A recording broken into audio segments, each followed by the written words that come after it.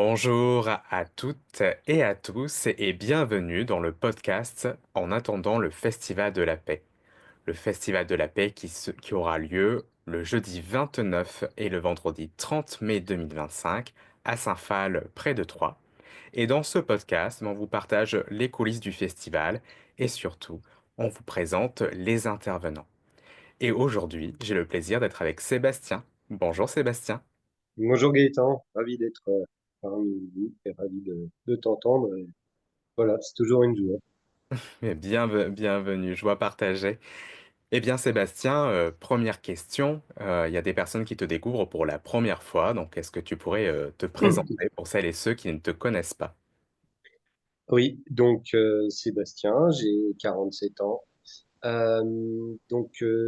J'occupe le travail d'agriculteur aujourd'hui. Voilà, c'est quelque chose qui est appelé à évoluer. Et en parallèle de ça, je mets en valeur un lieu qui accueillera cette année le Festival de la Paix. Voilà, le perchois. Donc, c'est quelque chose qui me tient à cœur et donc, je suis ravi de l'ouvrir et de le faire partager. Voilà, en quelques mots, j'ai eu trois enfants. Voilà. Donc, tout se passe bien et j'ai une belle relation avec eux. C'est chouette.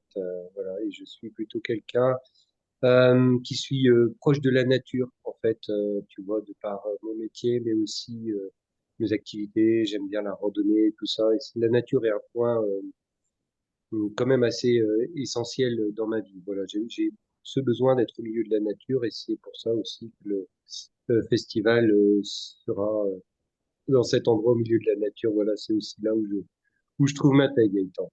Si je réponds, si ça répond à ta question, quoi. Ah oui, oui, bah après, tout est OK. Et comme tu viens de le dire, ben, c'est dans ta propriété que va avoir lieu le Festival de la Paix, le Perchois. Donc un lieu en pleine nature, mais peut-être que tu pourrais nous présenter ce lieu un peu plus en détail. Oui, j'ai essayé de le faire de façon succincte puisque c'est quand même un lieu qui a été chargé d'histoire. Les premières traces d'écrits du Perchois datent de 1255 où il y avait déjà eu des conflits à l'époque au Perchois entre les Templiers et les habitants de Feuilly-la-Chapelle, un village voisin pardon, sur des droits d'usage de la forêt, etc. Ça, c'est pour les premières traces d'écrits. C'est un lieu qui a toujours été quand même habité par les moines et tout ça.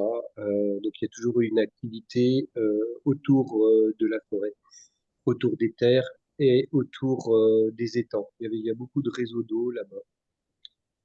Voilà ce que je peux te dire, pour faire vraiment un raccourci sur l'histoire euh, du lieu. Ce qui me semble important aussi, euh, c'est de rappeler le calme qu'on peut trouver dans cet endroit, en tout cas celui que je trouve. Et c'est aussi là où moi, je trouve ma paix, tu vois, dans la modeste contribution que je peux apporter à l'endroit. Et voilà, ça a été longtemps un lieu de conflit, le Perchois, et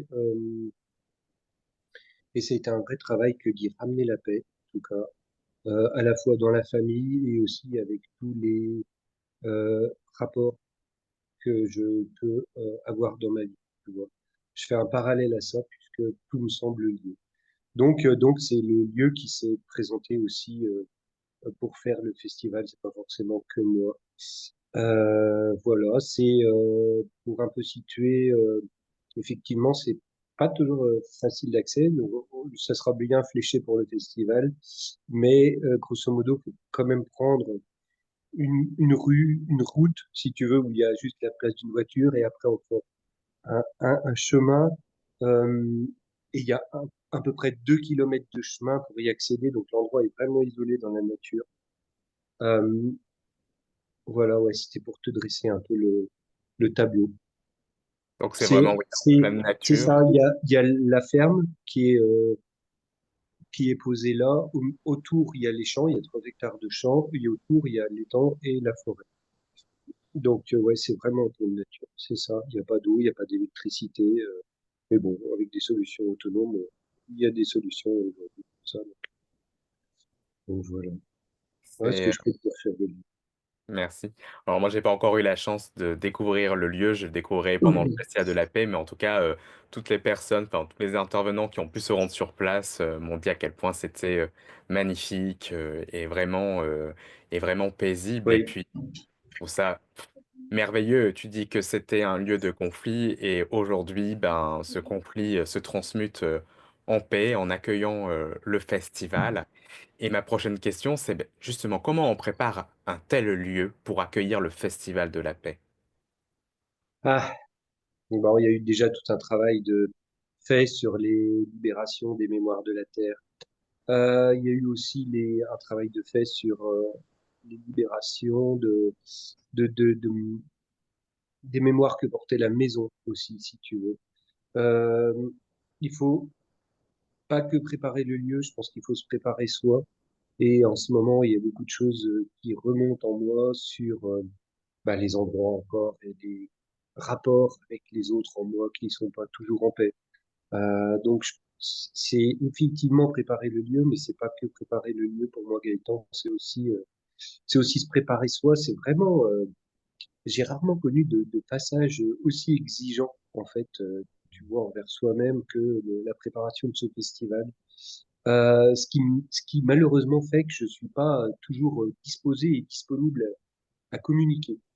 Et j'en suis navré, je m'en excuse, mais voilà, il y a quand même quelque chose là qui est de cet ordre-là, si tu veux.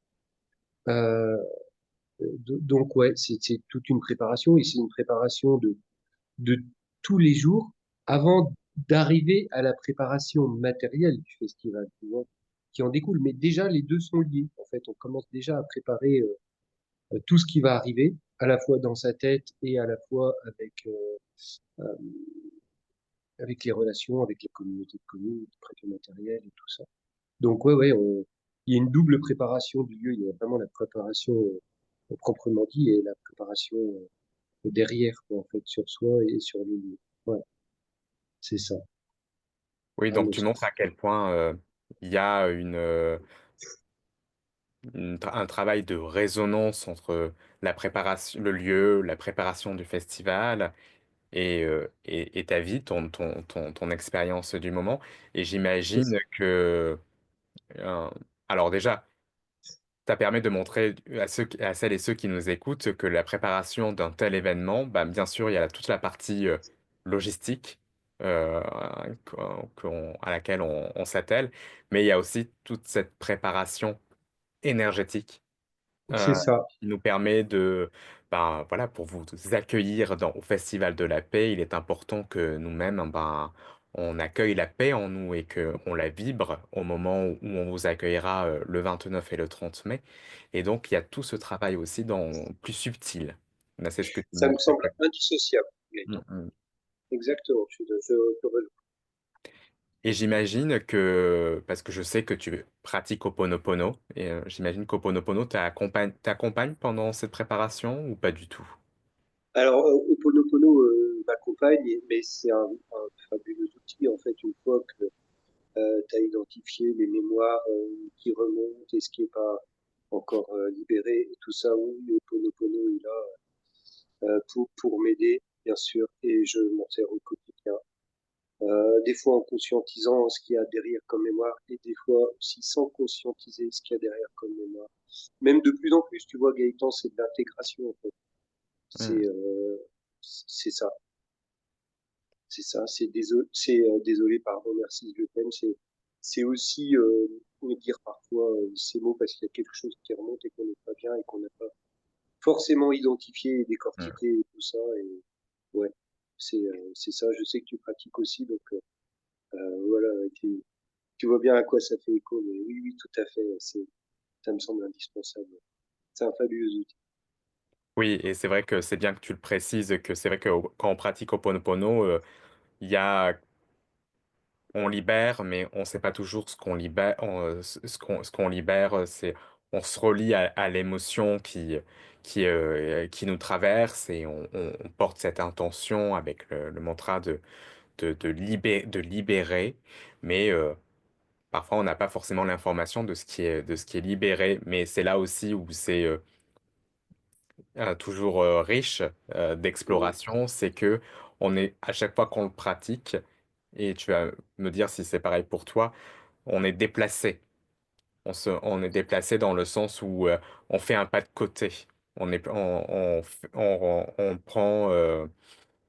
Alors là, j'ai perdu le fil de ma phrase, mais quand quand je veux dire qu'on fait un pas de côté, c'est que on va regarder l'événement autrement, on va regarder l'émotion autrement, enfin, on va lui porter attention. Plus qu'un pas de côté, j'ai l'impression que c'est prendre de la hauteur.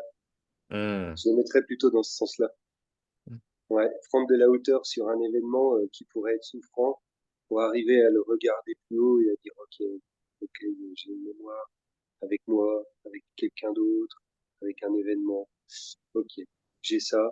Donc voilà, je fais Ho'oponopono et je libère cette mémoire. Je choisis de libérer cette mémoire que je portais en moi. Ouais, ouais, c'est ça pour moi. Et pas à pas, on avance vers la paix, cette paix qui commence avec nous-mêmes. Et pour toi, qu'est-ce que c'est la paix? Quelle est ta définition de la paix? C'est un état d'être déjà en soi. Euh, et c'est vraiment difficile à définir la paix. Euh, mais cet état d'être en soi nous place dans un état d'être avec les autres. C'est quelque chose de communicatif, comme pourrait l'être ton bonheur, comme pourrait être l'amour que tu ressens pour quelqu'un, peu importe si c'est ta famille ou non. Mais ça vient toucher cette même chose et cette même résonance de d'être en bien et en liberté et dans la fluidité, tu vois, des relations. Voilà. C'est un peu comme ça que j'ai envie de la définir, en tout cas. Oui, il y Ouais. a quelque chose de communautaire, d'unité. Enfin, en fait, on est vraiment dans l'unité et ça semble important pour toi, ça Ouais, être clé. c'est ça, mais dans cette idée d'unité, c'est déjà en le vibrant à l'intérieur de soi. Hmm. Tu le retrouves à l'extérieur quand tu le vibres à l'intérieur de toi. Oui, quand on retrouve notre propre unité. Hmm. Et c'est ça. Hmm. Et je pensais effectivement à l'unité avec les autres et tout ça, mais effectivement, tu la trouves déjà en toi et après tu la vis avec tout ce qu'on vit et le reflet de ce qu'on a. Oui, et oui, et puis en plus, quand on retrouve notre unité, bah, on a une ouverture, notre cœur s'ouvre davantage, et ce qui nous permet de surpasser la séparation qu'on peut vivre avec les autres pour re- reconnaître que l'autre, en fait, ben, est comme moi, finalement. Enfin, C'est, c'est, il ouais, fait partie de l'amour moi. Mm, est certainement une des conséquences d'avoir trouvé la paix en soi. La paix et l'amour, mm. je les imagine soit l'un dans l'autre, soit l'un côté de l'autre en moi, tu vois, qu'avance conjointement. Ah oui, oui, je pense aussi, comme toi, que l'amour et la paix sont indissociables. Ouais, C'est c'est comme si ça. c'était deux faces d'une même pièce. Ouais, il y a une idée de communion derrière. Hmm. Et, euh, et lors du festival, donc tu prépares le lieu, mais pas que. J'ai entendu dire que tu allais nous lire des poèmes. Hmm. Oui, effectivement, ça c'est une autre facette de moi que j'ai pas évoquée en me présentant. Tu as bien raison de le souligner, Gaëtan. C'est que à temps perdu, et j'en ai moins en ce moment, mais c'est jamais du temps perdu. Mais quand j'ai plus de temps pour moi, on va dire, en tout cas, j'aime écrire quand quelque chose passe, quand je suis touché, quand je suis traversé, voilà, par les choses que je vis, que je libère. J'aime écrire et oui, ça prend la forme de poèmes chez moi. Et donc, bah, je les ferai partager à ceux qui voudront bien les entendre avec grand plaisir et pourquoi pas coécrire ou, ou rester ouvert à toute proposition. Ouais, c'est quelque chose qui me met en joie, tout à fait. Mais quel lien tu fais justement entre la poésie et la paix? Parce que finalement, pourquoi lit-on lire de la poésie lors du festival de la paix? Eh bien, en fait, c'est que dans ces textes que j'écris, euh, je les écris pas par tristesse. En fait, c'est l'intention avec laquelle je les écris. Je les écris pas par tristesse, par colère, Non, je les écris quand j'ai trouvé ma paix sur un événement. Donc, Hmm. euh, donc le lien, il est là. C'est quand j'ai trouvé ça que l'écriture peut arriver. Elle vient pas, l'écriture ne vient pas dans la partie souffrante, mais dans la partie de la libération. Ah oui, donc là, c'est le mot qui me venait en t'écoutant, libération, c'est un autre chemin pour libérer des émotions, c'est comme ça. Je sais. Ouais, non, enfin, ça dépend. Parfois, ça peut passer par l'écriture, mais parfois non. Parfois, Hmm. c'est l'écriture qui vient une fois que c'est arrivé. C'est plutôt ça même maintenant.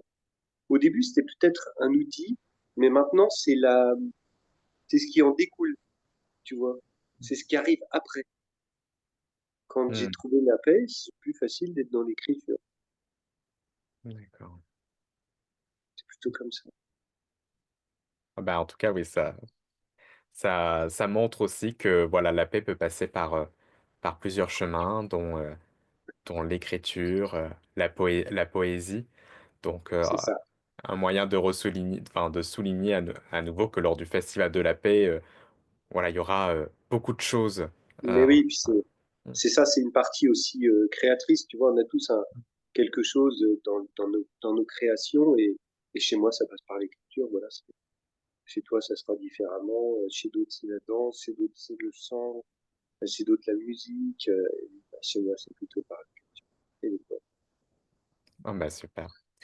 Alors, on arrive progressivement vers la fin de notre entretien et j'aime bien toujours poser cette dernière question aux intervenants, c'est quel message aujourd'hui tu as envie de faire passer à toutes celles et ceux qui nous écoutent? Euh,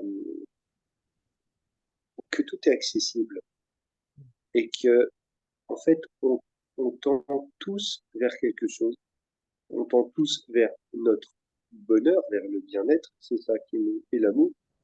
Et, euh, et on tend tous vers, du coup, notre paix intérieure.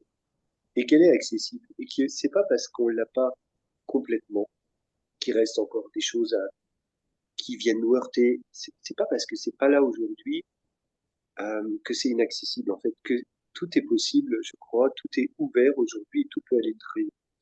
Et le festival est pour, non seulement pour moi, mais aussi pour tous, pour tout un chacun, une formidable opportunité de, de, d'avoir peut-être ou de trouver des outils ou de regarder par où ça passe chez chacun pour aller vers sa propre paix intérieure.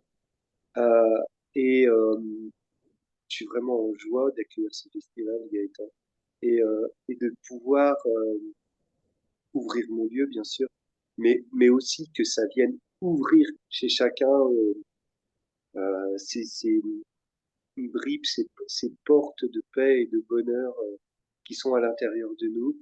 Et, euh, et c'est ça qui m'anime, en fait, tu vois. Donc, Hmm. euh, donc ouais, c'est un formidable événement. Et où je convie tous ceux que j'aime et tous ceux aussi avec lesquels c'est moins facile peut-être dans les relations. J'invite vraiment tout le monde à venir, voilà, parce que la paix passe déjà à l'intérieur de soi. C'est c'est peut-être ça la phrase à retenir. Hmm. Merci beaucoup, Sébastien. Donc, pour rappel, vous trouverez le programme du Festival de la paix ben, sur le site internet festivalpaixhoponopono.com. Donc, je rappelle les dates, jeudi 29 et vendredi 30 mai. Et bah, j'en profite pour préciser qu'on peut camper le jeudi soir au Perchois. Oui, il y aura de la place pour accueillir les tentes Gaëtan. Ouais. Parfaitement, les tentes et les camping-cars, tout ce qui se présentera. Ouais. Voilà. Pour celles et ceux qui souhaitent rester les 2 jours. Donc, vous avez cette possibilité de dormir sur place. Donc, l'entrée est libre, mais on vous invite à nous faire savoir que vous allez ben, venir pendant ces 2 jours, enfin, soit le jeudi, soit le vendredi, hein, pour des questions d'organisation. Vous trouverez le formulaire d'inscription sur le site internet à nouveau, et puis je vais remettre tous les liens aussi dans la description de l'épisode. Et puis, bah, il y a une autre façon aussi où vous pouvez, enfin, nous aider et être co-créateur de ce festival, ben, c'est de faire un don pour nous soutenir, voilà, dans le financement de la logistique. Donc le lien vers la cagnotte se trouve également, sur le site internet. Eh bien, je vous remercie de nous avoir, écoutés, jusqu'au bout et puis, ben, je vous souhaite une belle journée ou une belle soirée en fonction de quand vous écoutez cet épisode et Sébastien, ben, merci à nouveau et à bientôt. Merci Gaëtan, à bientôt.